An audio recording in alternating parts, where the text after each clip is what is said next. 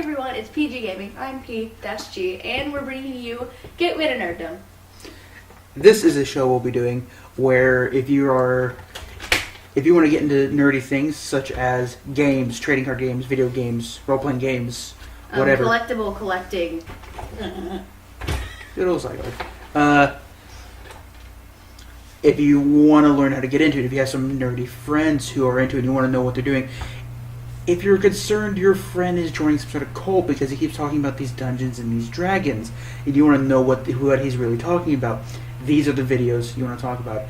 If your kid is getting into something and he keeps telling you that he's a grown adult and he can live in your basement all he wants, and you want to figure out why he's still in your basement and what he's doing, you have more problems than we can help you with, but this will give you an idea of what he's talking about when he starts talking about the Dungeons and Dragons and the trading cards and the Dragon Ages and the Mass Effects and the blah blah blah blah blah blah And the Skyrims, Legends.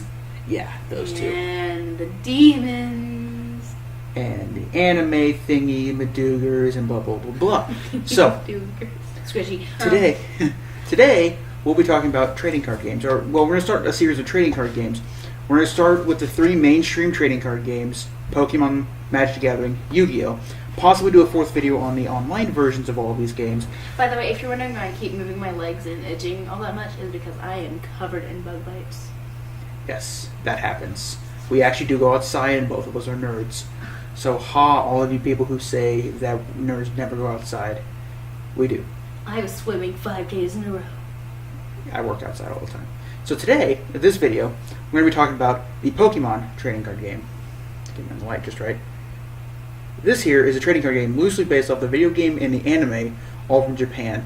The video game has been going since the 90s. I'm going to get a lot of angry nerds on this one. 97, I think. I don't know. I'm not even alive that long. True. This is a card game, and it's been going around for a while. It usually keeps up with whatever is a current game or show or whatever. Currently, we're in the Sun and Moon set. Such as Sun and Moon. Yes. So, some of you are curious on how to get started in all this. Well, it's simple. First thing you need is obviously cards. You have to have a 60. You can start with. You need a 60 card deck to start with. And there's these neat little. They're called starter decks or theme decks for those of you who are collecting. And they have these cool little shiny looking trapezoidal boxes, and then it has this box in it. These here are the deck box that comes inside of it. Not this exact box, but a box similar. This is the Forest Shadow. This is the Decidueye starter deck. This is the Grass starter from Sun and Moon. This is Roaring Heat, Fighting, and Fire, and I'm not really sure why Fighting, because Incineroar is of course a dark type. If you didn't know that. Well, I mean, he does look like Macho Man Randy Savage, which is a strange thing as the basic is a cat. Yeah, anyway. Yeah, it's this cute little kitten that evolves into a slightly angrier tiger that evolves into this. Yes. These come with all 60 cards. They come with a coin. They also come with a neat little map packet that is a rules guide on one side and a game mat on the other. And that's it was really for two easy people. for us because there's two of us. Because one of us used our map for the rules and the other one used it for the play map the first couple times that we played. And this camera is slightly backwards to what I am feeling, so I'm going to... This is something we're going to have to get used to. We're new to this. That's how you get started, and that's how you get started. You can also buy what are called packs, booster packs. This is an example of a booster pack. And I'm going to open that one in a minute, except that one also has 5 extra cards in it. 5, I'm going the wrong way. 5 extra cards. That's just sat right behind it. Not 4, not 6, 6, 5. You can also find at your friendly local gaming store, some stores, not all, some, have these neat little card boxes that they just pull up. I think this one's 300 to 350 random cards, throw them in a box, and they sell them for, this one's $25. Also, at your friendly local gaming store, local gaming store, they sometimes have these little bins of these weird little buttons and damage counters and neato burrito things like this. They'll have the special effects counters and a neat little GX thing, which we'll explain later. And you can also get coins. Coins, and you can also get dice, because most FOGS, or friendly local gaming stores, have a fish tank or a barrel or a big old box full of polyhedral dice. Before we get on to anything else, I'm going to open this one just to give you a bit of an idea what it is, and it'll come with one of those neat little QR code thingy-doodles. You'll show them that. That one's already used. Don't even try it. Already used, already redeemed. This one's for a Elite Trainer box, which we'll talk about in a little bit. But I'm gonna go ahead and open this one, and I'm not gonna show you the code because I'm smarter than her. These are used for the online trading card game, which we might talk about in a later video. Now you know how to get started in all of this. Now you know how to start amassing a collection of cards and possibly a deck. For building a deck, I would recommend going for, you're going to need 60 cards. You want some item cards, some basic Pokemon, some evolution, some other things. These all make sense. We'll explain all this in a moment. But you're going to want a loose, you can go ahead and open in the background. You're going to want a loose theme. You can or can't. One of hers that she's made doesn't have a general theme. She has a bunch of random cards she wants to play. And yeah, because I have a GX. Oh my gosh, Alola Ninetales. Yeah, the Alola Ninetales. For the 5 cards that I got in this cool pack thing that I opened, that had this in it, I have a full heal, which is a weird little. Does not look like a full heal. It's an item. Yeah, item. Is my thumb in the way of anything? I don't think you can see it anyway. Yeah, you can't really see it. We're going to have to do it with the light. So this is a trainer card. It's the full heal trainer card. There's an Electabuzz, a Weedle, a Pikachu, and a Charmander. And I actually can use the Charmander, which is... Is Pikachu a basic? Yes. Cool. Those are not of a recent set. No, they aren't, actually. I'm not... So, this here's a booster pack. I'll open it in a minute. We'll have a later video of us opening it. Well, I'm gonna open that one right now, but... And this box. And I'm a little excited about this one. This box. This really cool box with the pin in it, because my dog destroyed my Tapu Koko figurine that I got. I was sad and I almost cried. Another thing they make, and I have this aside, but we forgot to mention it, are these trainer kits. These have 2 30-card decks. This one has the Lycanroc and the Alolan Raichu. Also has a coin to start with, and I believe they come with, it comes with a playmat, damage counters, I just boxes. My cards. Oh boy. You have 2 options of how to choose who goes first. Wow, you're just falling over there. Oh, crush everything right out here. You can either flip a coin, and I'm sure all of you done a coin flip. This is my neat Rowlet coin that I got with my Forest Shadow theme deck. That's only 7 in their stand. Huh. And or you can roll a die. In this one, you just roll. Whoever is all playing, 2 people usually. You roll, and whoever rolls higher goes first, or gets to choose. However you want to do that. Once you do that, you're going to draw 7 cards off the top of your shuffled deck of cards, like this. These also have sleeves on them that are neat, and we'll talk about that in a moment as well. And also, when we open the next one and the next thing that we do, it'll be a lot more neat, and I won't be throwing cards everywhere. And there's a really cool technique that you can do, so you make sure that the rarest one is in the back. And we'll talk about this for later videos. Gotta get my other 3 cards. So you're going to take your deck and shuffle it in front of the other player. Some people are particular about this, some aren't. So you shuffle the deck, you're going to draw 7 cards. 7. Take these cards, and you're going to look for any basic Pokemon. So I, in this hand, drew one called Morlul. You'll see up there in the upper left, it says basic. This means it's a basic Pokemon. It's a no evolutions. You take those 7 cards, and you find any basic Pokemon in them, and you set it down as your active face down. Spearow. As you're doing this, you also pick any others. You can have up to 5 in your bench. Those are the rest of your party, essentially, if you've played the video game. Now,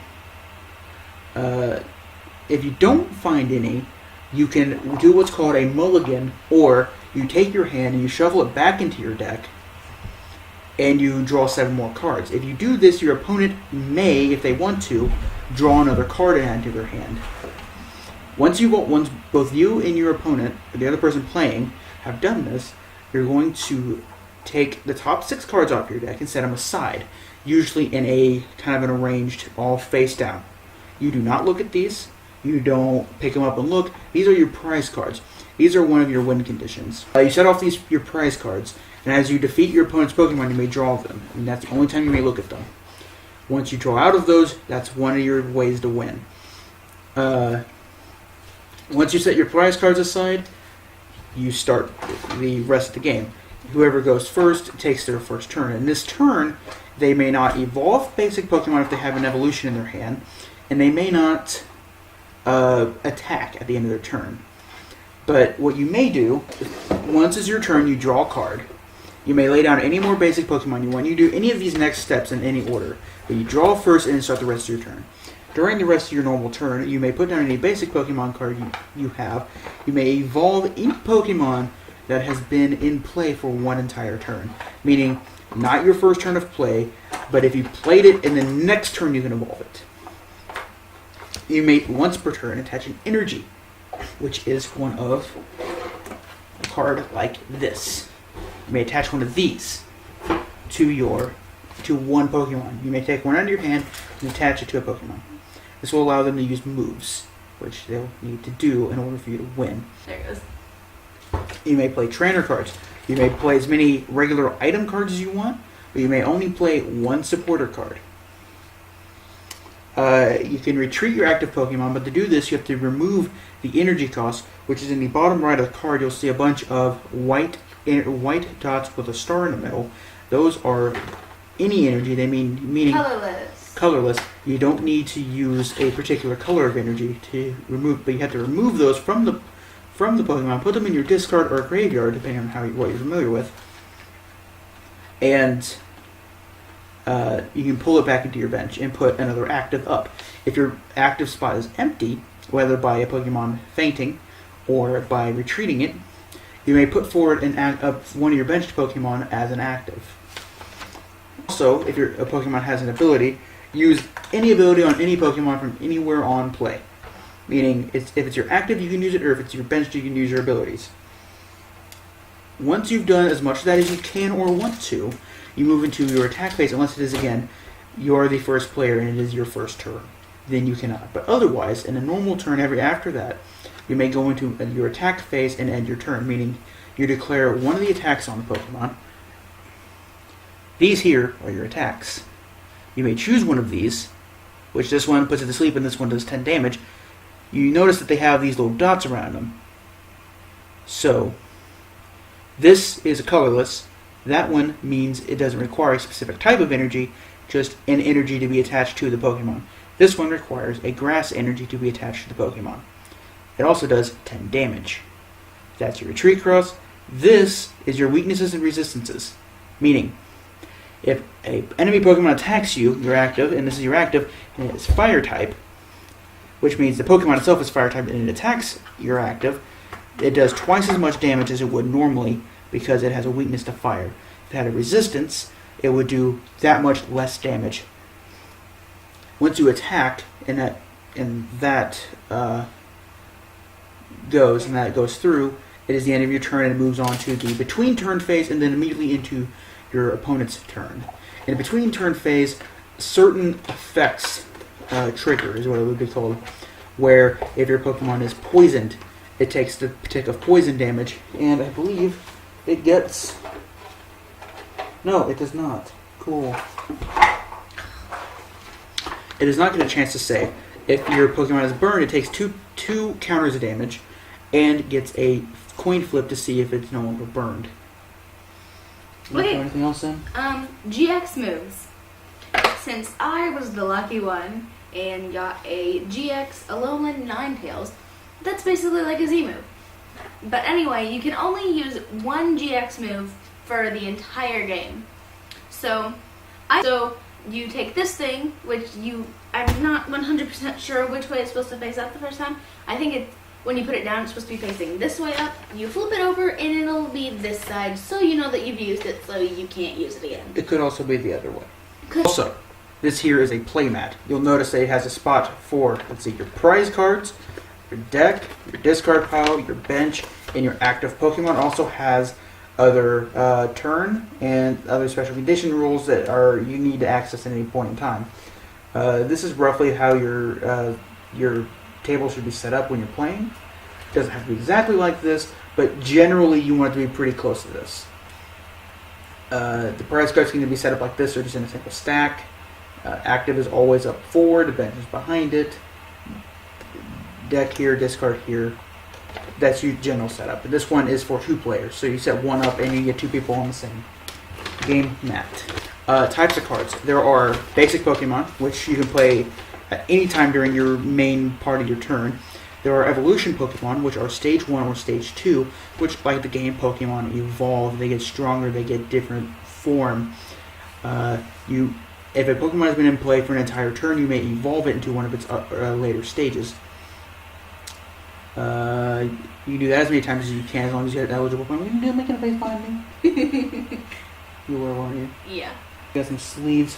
So, things you might want to do. Deck boxes, because if you get sleeves, this little flimsy box, these many cards, this right here is a sleeve deck. Yeah, a sleeve deck is a much There's thicker 60 than cards. 60 is much cards. thicker than a non-sleeve deck. The max you can have less than 60 cards, but 60 cards is your maximum. Ways to expand your collection: you can buy more packs, you can buy more theme decks. Most people buy packs, or they buy They buy things called fat packs, which are just simply a box of packs. That's all they are. And I bought, and I split the packs between me and P here.